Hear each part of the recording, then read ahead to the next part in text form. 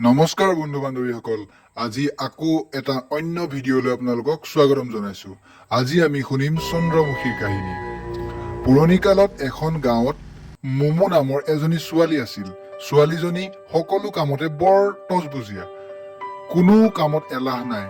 পঢ়াৰ সময়ত পঢ়ে, তাৰপিছত আজৰি সময়ত মাকক ইটো সিটো কাম কৰি সহায় কৰি দিয়ে। তাইৰ কথা বতৰা আচৰণ আনকি শিক্ষক সকলোৱে বিদ্যালয়ত বৰ ভাল পায়। অকল এয়াই নহয়, তাই জীৱ জন্তুকো বৰ মৰম কৰে, লাগিলে কুকুৰেই হওক বা মেকুৰীয়ে হওক। সিহঁতৰ ঘৰত এজনী মেকুৰী আছিল। মেকুৰীজনী বৰ মৰম লগা, গোটেই গাটো বগা নোমেৰে ভৰা, চকুকেইটা উজ্জ্বল, মুখখন পূৰ্ণ চন্দ্ৰটোৰ দৰে গোল। সেইকাৰণে তাইৰ নাম চন্দ্ৰমুখী। এটা সময়ত সিহঁতৰ ঘৰত বহুত নিগনি হৈছিল।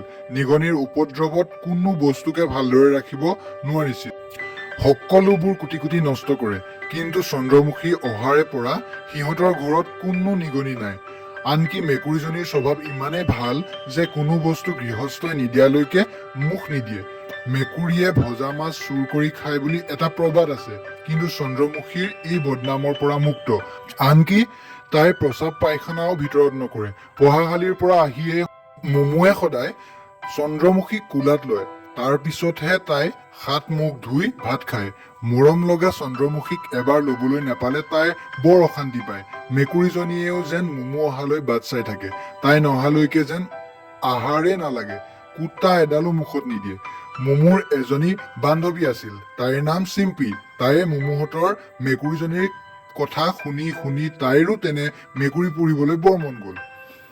সেয়েহে তাই মাকক বৰকৈ খাটনি ধৰিলে, তাইকো যেনে তেনে তেনেকুৱা এজনী মেকুৰী আনি দিবই লাগিব, নহলে তাই ভাত পানী নাখায়। এতিয়া মাক বৰ বিমূৰত পৰিল আৰু এটা উপায় উলিয়াবলৈ ধৰিলে। আন এদিনৰ কথা, চিম্পীৰ মাকে কথাটো ভাবি থাকোতে মনত এটা দুষ্ট বুদ্ধি খেলালে আৰু এটা উপায় উলিয়ালে যে দুকমুকালিতে শোৱাৰ পৰা উঠি মমুহঁতৰ চন্দ্ৰমুখীক মোনা এটাতে ভৰাই মনে মনে লৈ আহিল।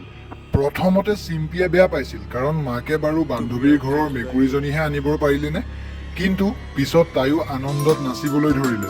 মমুৱে মেকুৰীজনীক হেৰুৱাই কান্দিবলৈ ধৰিলে। প্ৰথমতে ভাবিলে গাড়ীৰ যি উৎপাত, গাড়ীৰ আগতেই তাইৰ প্ৰাণ গ'ল নেকি। নাই, তাইৰ মনটোৱে শান্তি পোৱা নাই। ইফালে চন্দ্ৰমুখীয়ে কান্দি কান্দি নাখাই নবৈ ক্ষীণাই শুকাই যাবলৈ ধৰিলে। কিন্তু উপায় নাই, তাইক যদিও চিম্পীহঁতে মৰম কৰিছিল, তথাপি মমুলৈ মনত পেলাই আমন জিমন কৰি থাকে। তৰহে তৰহে বস্তু মুখৰ আগত দিলেও তাই নাখায়, তাইৰ চকুত কেৱল চকু পানী। এনেকৈয়ে দিন গৈ মাহ হৈছে, চন্দ্ৰমুখীৰ কোনো খবৰেই নাই। কেইদিনমানৰ পিছত মমুৱে চিম্পীৰ জন্মদিন খাবলৈ সিহঁতৰ ঘৰলৈ আহিল।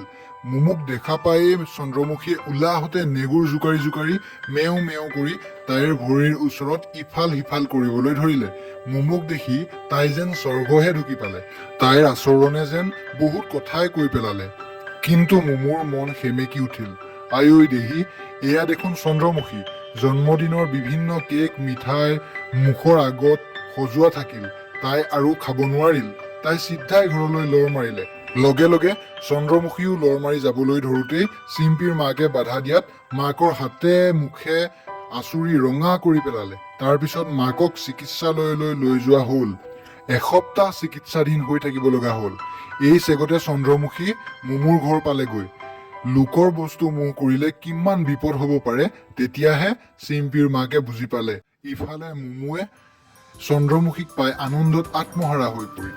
এনেধৰণৰ নতুন নতুন সাধু পঢ়িবলৈ আৰু শুনিবলৈ আমাৰ চেনেলটো ছাবস্ক্ৰাইব কৰিব। ধন্যবাদ।